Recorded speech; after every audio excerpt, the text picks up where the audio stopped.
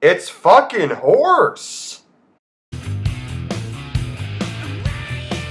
Last Action Hero. Talk about a movie with a stupid concept, a stupid kid with stupid jokes, and just a shit plot. Somehow Arnold Schwarzenegger and the producers thought every boy's wet dream was to be in a Schwarzenegger movie.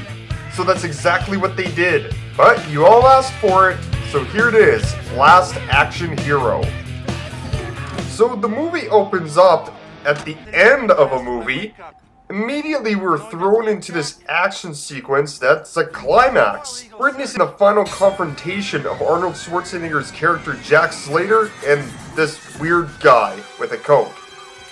We then find out that, oh, we're just watching a movie with this kid. I then fucking cringe, because with these kinds of movies, there's one thing I can't fucking stand. They killed second cousin. Big mistake.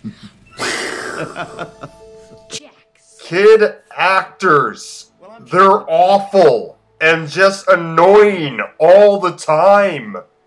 Well, the Jack Slater movie's coming out this weekend and he is given the invitation to see it before anybody else. Simply because this old man is his friend. That's a little weird. Before it opens? Yeah. Who do I have to kill? Nobody. All you have to do is to get to school. You know, if you hurry, you're only going to be 4 hours late. 4 hours late? What, did he go to the movie theater at like 7 in the morning? What kind of fucking movie theater is open that early?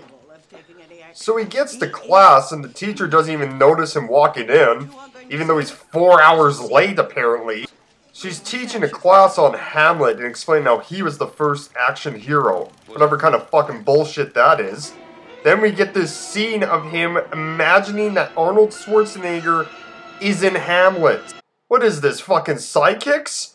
Oh, don't remember Sidekicks? I'm sure I'll fucking review it one day. To be or not to be. Not to be. Horse! So he gets home and his mom starts giving him shit for being 4 hours late for school, which I still can't believe. So he promises that he's gonna do his homework and study right. But bullshit lies and tries to go see the new Jack Slater movie. As he leaves, we get this really irrelevant, pointless scene of this guy coming and robbing him. But instead of robbing him, he just tears his life apart. What is it with you? You got junk! No jewelry, no VCR, a shit TV that'll get me 20 bucks. Why is it the kid's fault that he doesn't have any good shit for you to steal? What an asshole! He gets to the movie theater so he can check out the new Jack Slater movie. Inside the theater, that old man is even creepier than before, and starts giving this story on how Houdini gave him this magic golden ticket that has endless possibilities and wonders. Yeah, you're not ripping off any kind of movie, are you? Well, the old man rips up the ticket so Danny can enjoy the show. Jack Slater can't lose. Never has, never will. Ah, so fucking annoying.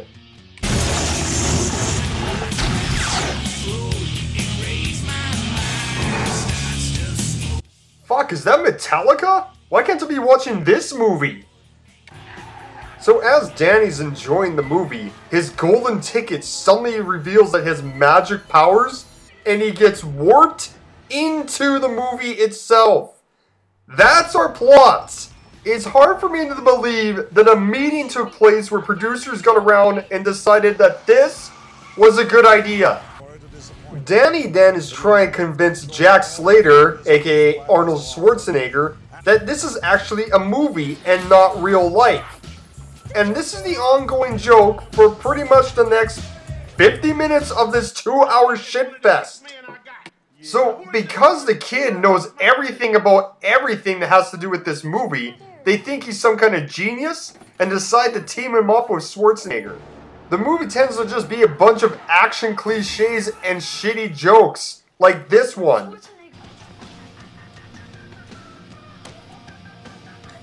No, it isn't possible. What's not possible? He's fantastic. This is his best performance ever. Oh, fuck right off. So they go to see the bad guy because Danny knows where he is, because he's watched every Jack Slater movie 1,000 times. They meet the villain Benedict, played by Charles Dance, and he has the most ridiculous villain thing ever. He changes out his eyeball. Have a nice day. Well, that's pretty hoarse. The villain's story is not even that intriguing either. It's just two mob bosses trying to get their families together. That's it. Back at Slater's home, his daughter and Danny are hanging out when Benedict comes and takes them captive. But Jack's there to save the day.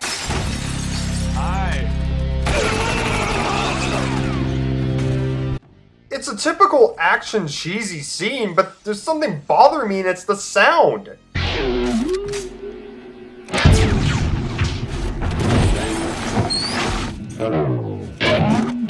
It sounds like someone's fucking around on a guitar. It's really awkward.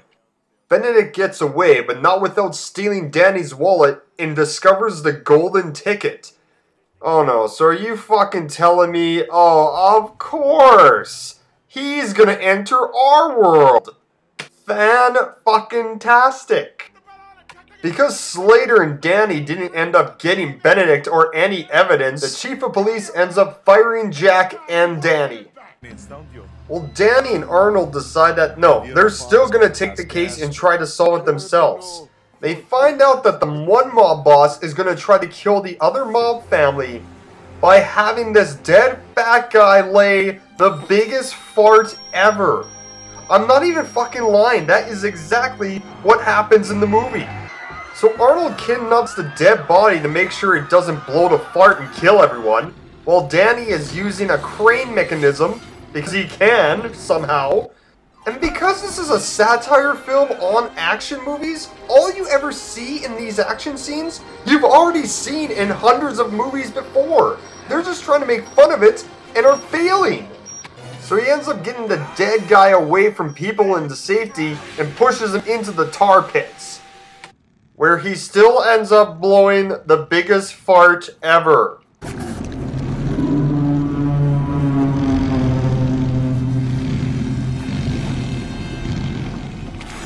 Fucking horse! So Benedict kills his boss, which is one of the mob bosses, just because he's like, well fuck this, I know I live in a movie world. You know how he knows this? He starts talking to the camera. If that little turd, Daniel Madigan, can move through parallel worlds, I can move through parallel worlds. Just as he's giving a moronic speech to the audience, Arnold busts in with a monster truck. Now here's the thing, this would be super funny if it was supposed to be the real world, but it's the movie world, so it doesn't work.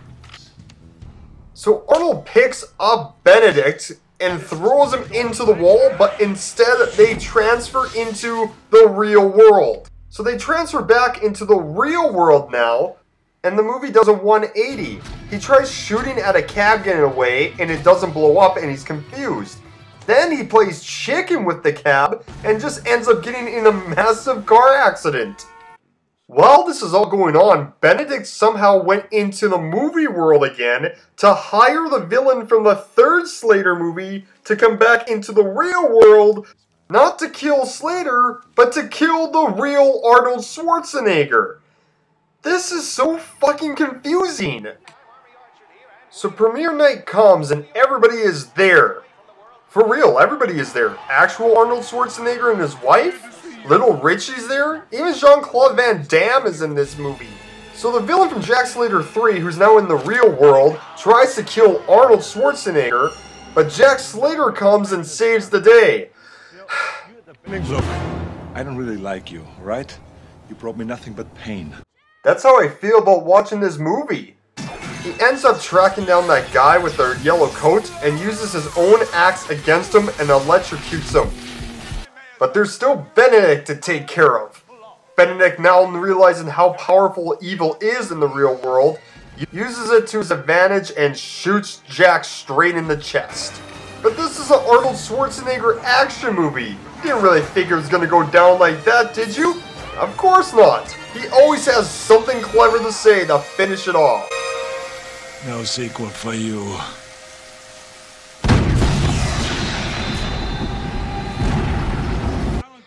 With Benedict gone, Jack goes back to the movie world, where he knows he lives in a fake world but is cool with it? Anyways, Danny goes back and is friends with that weird creepy guy again. Man, this has a shit ending. But in the end, they all live happily ever after.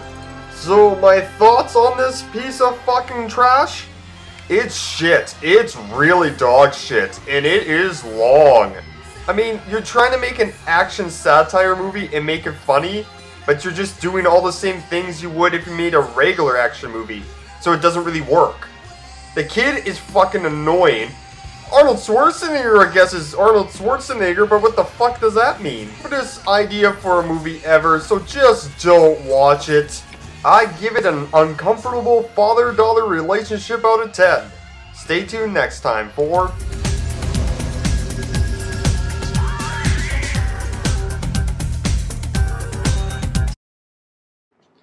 Like us on Facebook.com/neckbeerreviews, and please click the button below to subscribe.